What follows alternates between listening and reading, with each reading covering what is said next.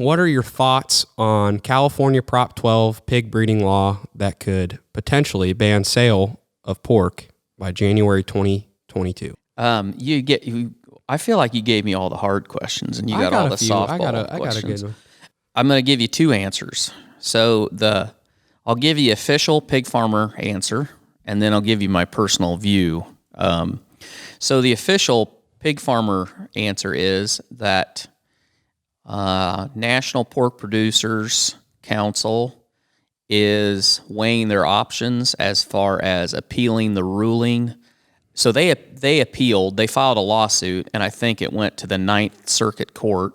I think it got turned down, if I'm right, and they appealed it to the Ninth Circuit Court. And anybody that knows anything about the Ninth Circuit Court, it's probably one of the most liberal courts in America, and they usually don't. They're definitely not conservative. They lost that appeal. They lost that, and so now then they're weighing their options, and it could go to the Supreme Court. The whole idea is that it is messing with interstate commerce because the way the interstate commerce clause is written, one state should not be able to dictate commerce between other states. And I mean, tell me if I'm wrong, and that's the 10,000-foot view of it. And, the court's ruling on that was, well, no, it doesn't really do that. It doesn't really do that, even though, well, it does do that, because if you want to sell, my understanding of it is, if you want to sell any pork products in the state of California, the housing of your farrowing pigs, your sows, so the sows that are going to farrow and have piglets, they need to be in a pen that is not restricted. But what is really, it's so murky as far as how it's written, because the way I read it was that sow needs to have, or that pen needs to be a minimum of 24 square foot. Well, a 5x7 farrowing crate is 35 square foot, if my math is right. So then I thought, well, do they mean per sow and piglet? So 24 square foot per pig. So if a sow has 10 pigs, is that 240 square foot plus the sow? That might be it, because how could they regulate it? Well, if that's how it mostly is around the States. The difference in that is the sow has to be, I think the way they said it is unrestricted. In other words, today, so traditional farrowing crates, the sow is in a crate with sides so that her feeder and her water is in front of her and she can't turn around. And the reason for that, for anybody that's hasn't, grown up with sows and know how they act, they're a pretty heavy animal, and they're not very coordinated, I would say. And after they farrow, after they have their young pigs, they get up and drink and eat.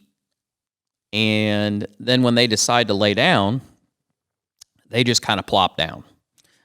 And this happened when we were pasture farrowing, because we pasture farrowed, and we farrowed in pens when I was a kid. We had 10 by 20 hog sheds that had just pens where you bedded them.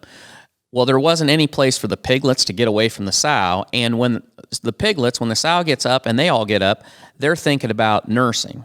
So they're right under the sow trying to grab a teat. And when the sow decides to lay down, anybody that doesn't get out of the way, well, they just get crushed. So your 12 pig average becomes an 8 pig average, becomes a 6 pig average, whatever. And a 6 pig average on a farrowing house will get the farrowing manager fired pretty quick if you do that on a consistent basis. So the whole reason that you put the sow in the crate is so that when she lays down, she has to slide down one side or the other. It keeps her from plopping down. So it keeps the pigs protected. But the way this is written, the sow can't be restrained. So she has to have a pen that she can turn around and she can lay wherever she wants. Long story short, nobody really, I don't think anybody knows exactly how big that pen needs to be. We need to get somebody on here from National Pork to tell us, what the intent of it is, because I don't think people know what the intent is. As far as the finishing side, because we've had a lot of comments on our YouTube channel, are your buildings, what are you going to have to change things? Are they going to be okay for Proposition 12? Well, the short answer is yes, because the only thing that this addresses is the farrowing. And I don't think it even has anything about gestating sows. Basically, the only thing that it encompasses is the sows that are getting ready to have their pigs. Well, so if it has nothing to do with finishing, how can they, if a piglet is born in the restricted, whatever the law, they don't, right? Does that mean that pig can grow up and then they don't want that finished pig? Right. So it does affect finishing a little bit. Well, no, it does. It affects finishing, but I'm just saying there's no... Our buildings are set up. Yeah, our buildings are fine as far as... So that's a great problem. Okay, let's say today, I saw somewhere that said 15% of the pig production in the United States qualifies for this. And I question that number. So I'm assuming that would be people that are farrowing in huts or people that are farrowing in pens. And that could be 15% of the production, but boy, that sounds high to me. I thought it was more like maybe 5%. I don't know, but you would have to track all of the different pigs. So let's just say in the system that we contract feed for, that they take one sow unit and they spend all the money to convert it. Okay, all those pigs that come from that unit will have to be somehow, you'll have to trace those pigs all the way back to that farrowing house.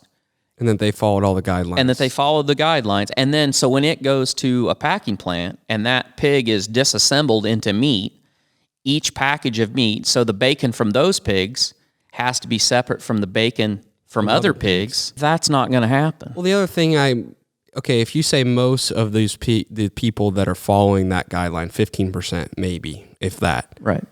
Most of them probably don't even have a contract with a packing plant. So they say 15%, but do those people even have a USDA facility to even package the meat and send it to California? Because there's state facilities and USDA facilities, and you can only ship meat out of state lines if it's a USDA facility.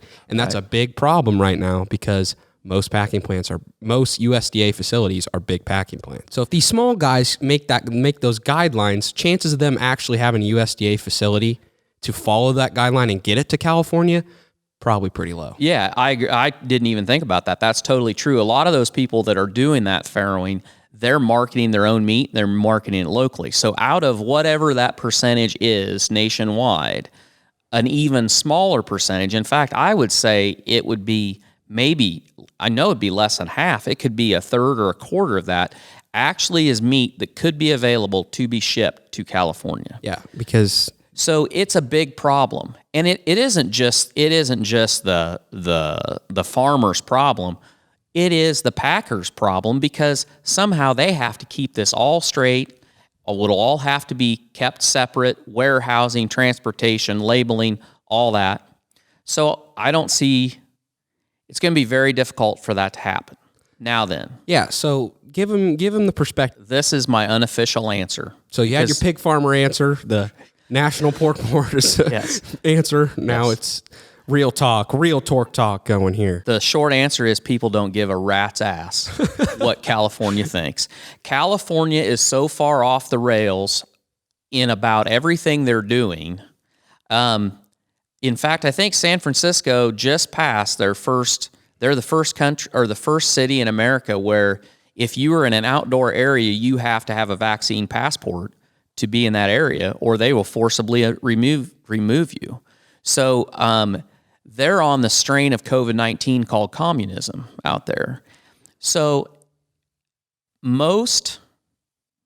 I will just say most of the comments that I've heard that are unofficial, that aren't anybody that's involved in NPC, National Pork Producers, or whatever trade group or anybody officially for a large integrator. This is just The coffee. talk among farmers, the talk among people we associate. Most people resent, I personally resent it. I resent the fact that this arbitrary ballot initiative was put on the ballot, and it was written without any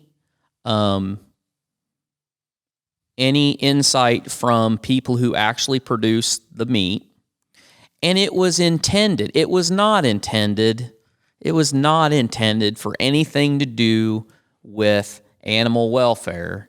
They'll use that. It is totally intended with the idea that you cannot satisfy the label of the law, because they would just as soon hurt the meat industry. If it worked that people couldn't buy a pork chop in San Francisco, the people that put that on the ballot, that's exactly what they would want, because they're anti-meat, anti-capitalism, pretty much anti-whatever you want to call it.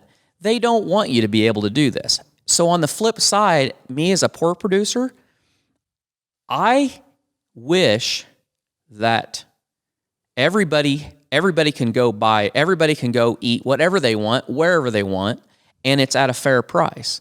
But if you're going to go down this road and you think that you're going to regulate, they think they're going to bully everyone to follow them, then you deserve what you get.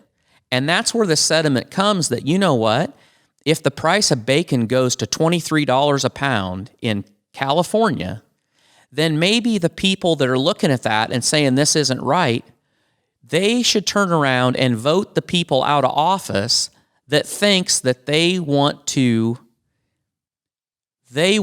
be the nanny state. They want to tell people what they can eat. They want to tell people where they can go. They want to tell people what they can do. So a lot of people feel like they're not really interested in meeting this law. And the press does a good job of talking constantly about the percentage of meat, the percentage of the market that goes to California. And it's like 13% of the total market. So in the U.S. That's a big number. Well, here's the thing. That meat will go somewhere else. Now then, will it go somewhere else at the same price that they could have gotten for it in California? I don't know. But it will go, because that's the supply and demand of economics. Is if there is more meat for sale at a certain price, then the price goes down. And if there is not enough meat for everybody that wants it, the price goes up. And so will this hurt pork prices? Well, it could, but we could export more. And if we export less, the price goes down. And then when that happens, the difference between the price everywhere else in the United States and the price in California gets that much greater, which I would think if I was a resident of California that enjoyed having bacon, sausage, pork butt, whatever, my blood pressure would go up that much higher, and I would vote the people out of office that are doing this. Or you move. And I think there's... I mean, you're seeing the trend. Most people that have common sense are getting the hell out of there because they understand what's going on. But